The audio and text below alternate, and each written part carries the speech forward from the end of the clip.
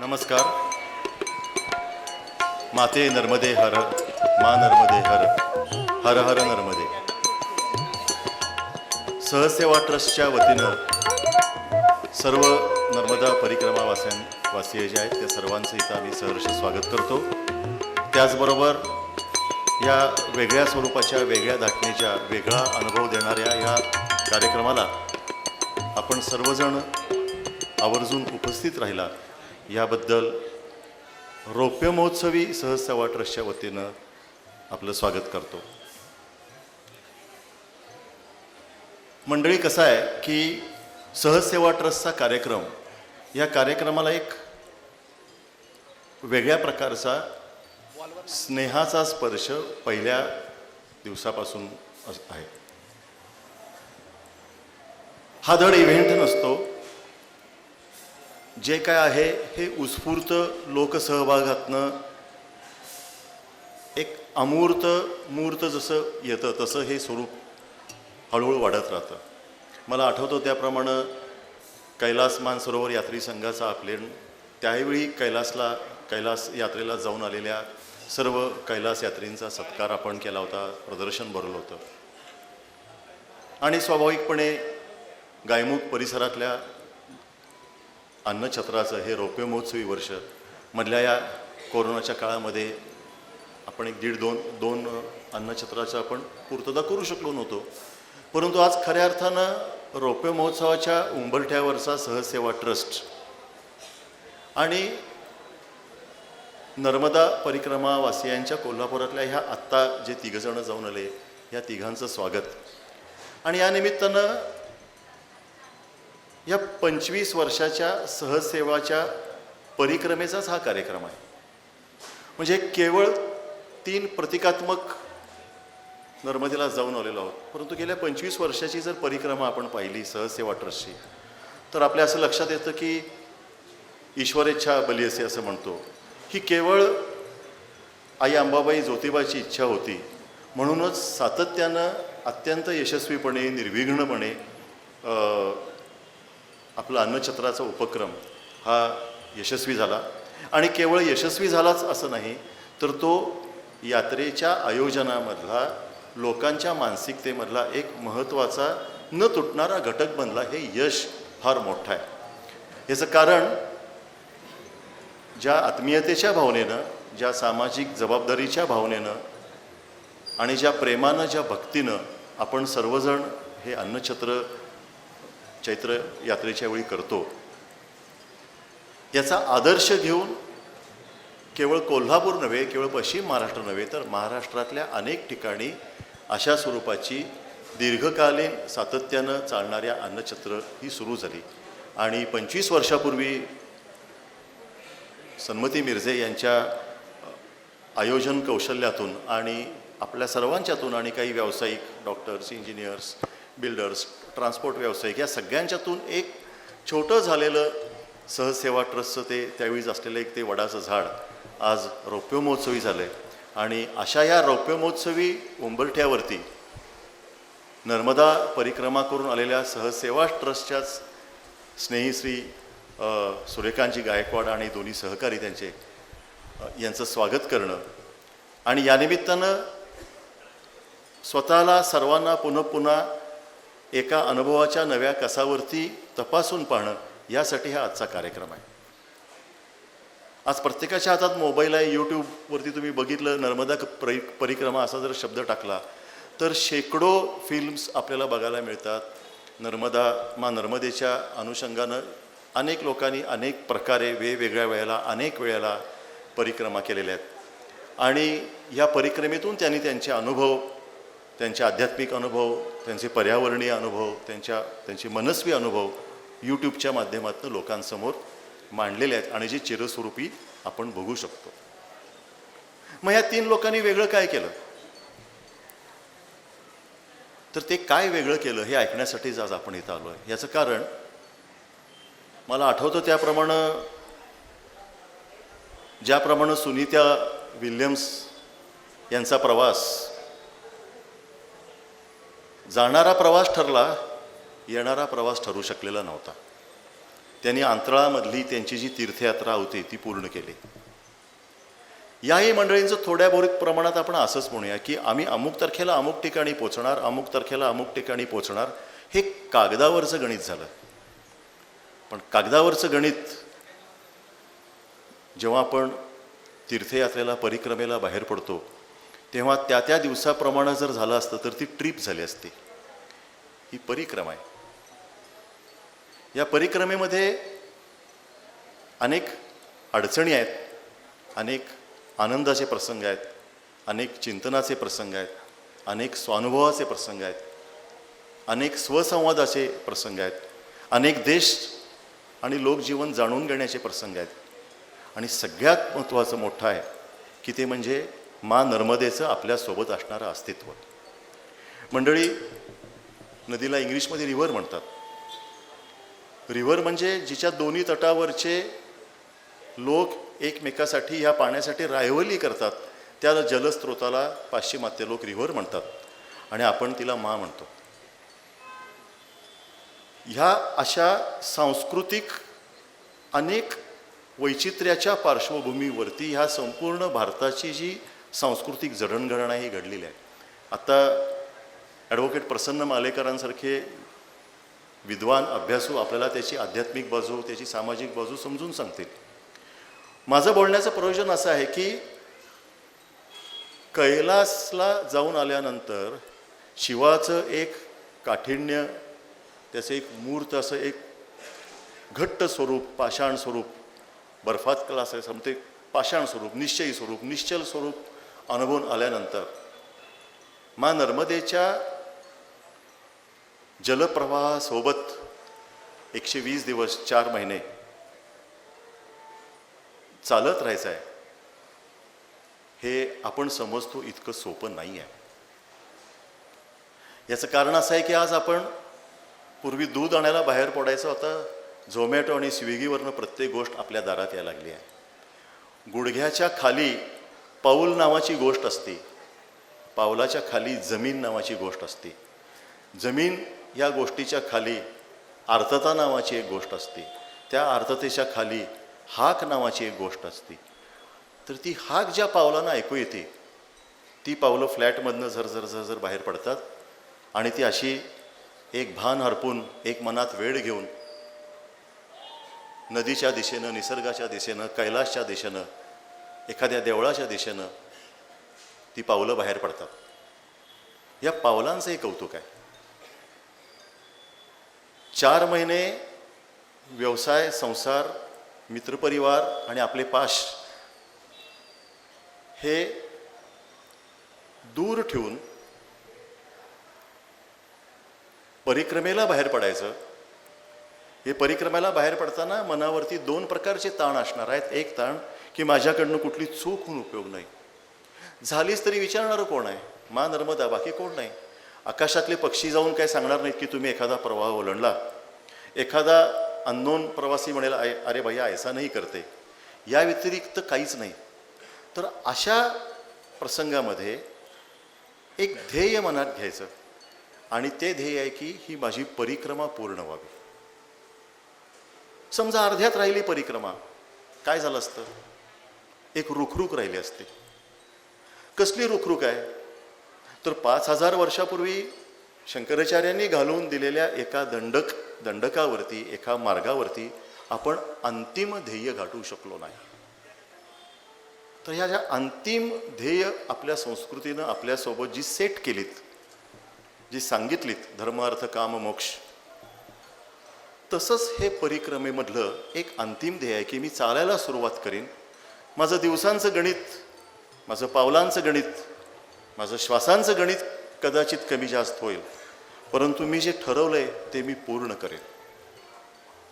आणि अशा ह्या ध्येयाकडं ही तिघही लोक काळाच्या एका विशिष्ट टप्प्यावरती, आयुष्याच्या एका विशिष्ट वळणावरती आणि एका छान निकोप आणि अशा सुंदर आध्यात्मिक अनुभवाच्या एका दिशेनं हे 3 लोक गेले. त्यांची परिक्रमा पूर्ण झाली. हा आपला सर्वांच्या दृष्टिकोनातून खूप आनंदाचा प्रसंग आहे.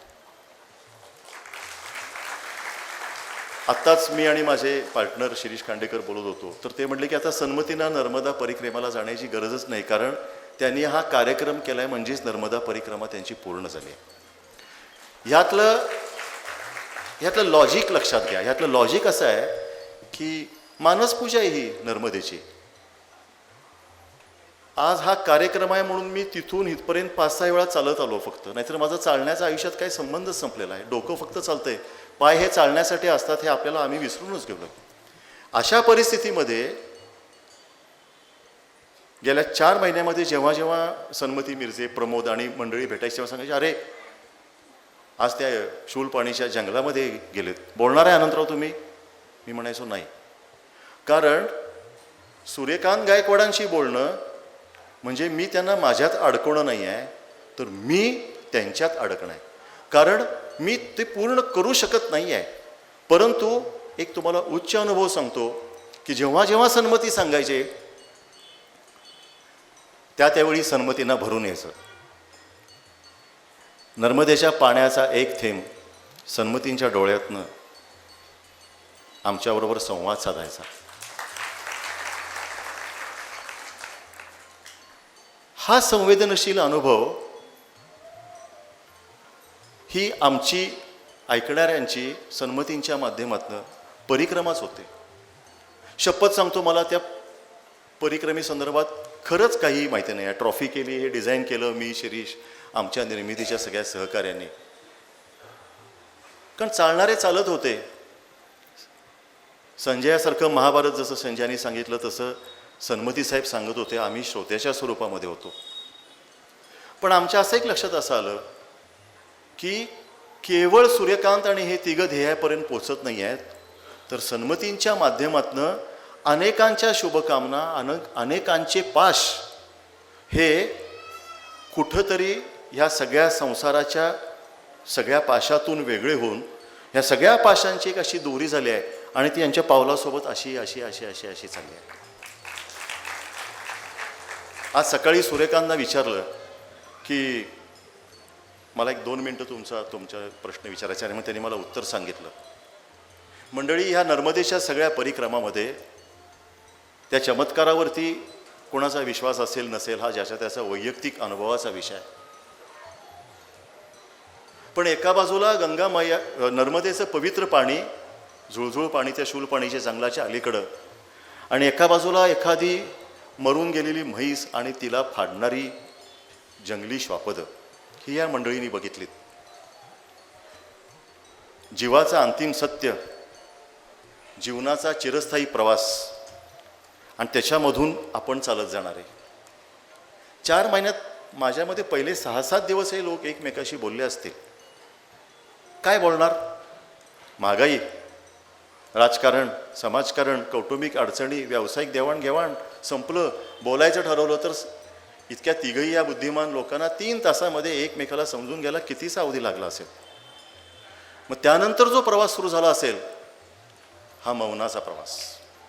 आणि या मौनाच्या प्रवासात मला निश्चित आठवतंय किंवा मला असं निश्चित माझी खात्री आहे की पहिल्यांदा ही लोक स्वतःशी बोलले असतील, नंतर हे स्वतःशी पण बोलायचं विसरून गेले असतील, आणि नंतर एक तिसरंच कोणीतरी आई बनवून यांच्याशी बोलत असेल. पहाटे 3:30 वाजता कडाकाच्या थंडीत त्या आईनंच कदाचित एक उबदार शाल किंवा पांघरुण यांच्या अंगावर घातला असेल.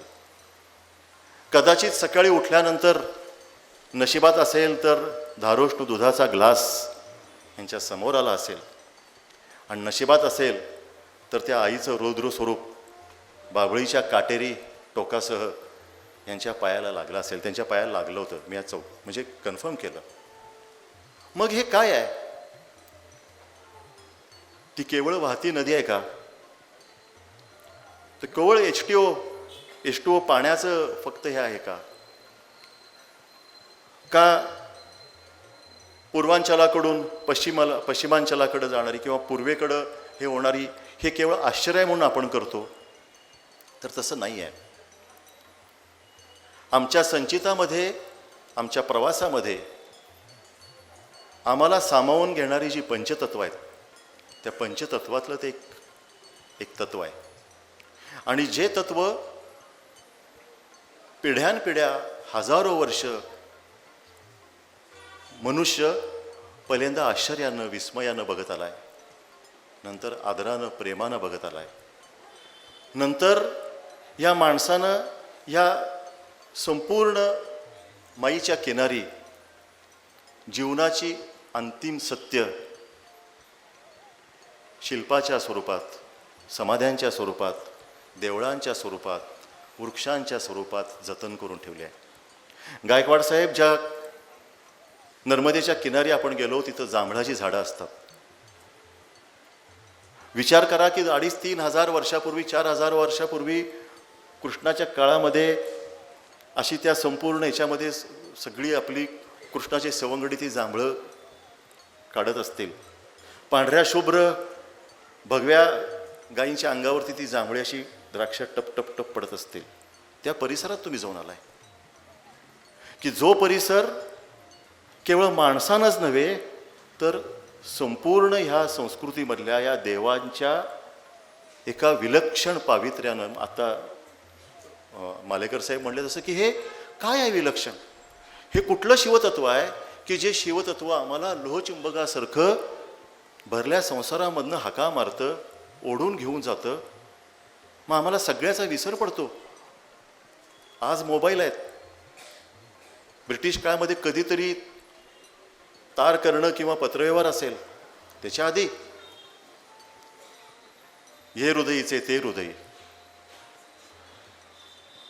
बाळ गेलाय नर्मदा परिक्रमेला आणि आईला रात्री कदाचित स्वप्न पडलं असेल, नर्मदा मैयानं सांगितलं असेल, काळजी करू नकोस बाई, मी आहे तुझ्या बाळाच्या मागं. मग हे काय आहे तर तो केवळ वळणावळणानं जाणारा, शूल पाणीच्या जंगलानंतर छोटा होणारा, प्रवाह होणारा, डॉल्फिन असलेला, मगरी असलेला हा केवळ पाण्याचा प्रवाह नाही आहे. तर या आदिम काळापासनं तुमच्या आमच्या ज्या सगळ्या रक्तवाहिन्या ज्या एका अनामिक वाहिनीनं जोडल्यात, त्या या गंगा, जमुना, सरस्वती, नर्मदा या वाहिन्या आहेत.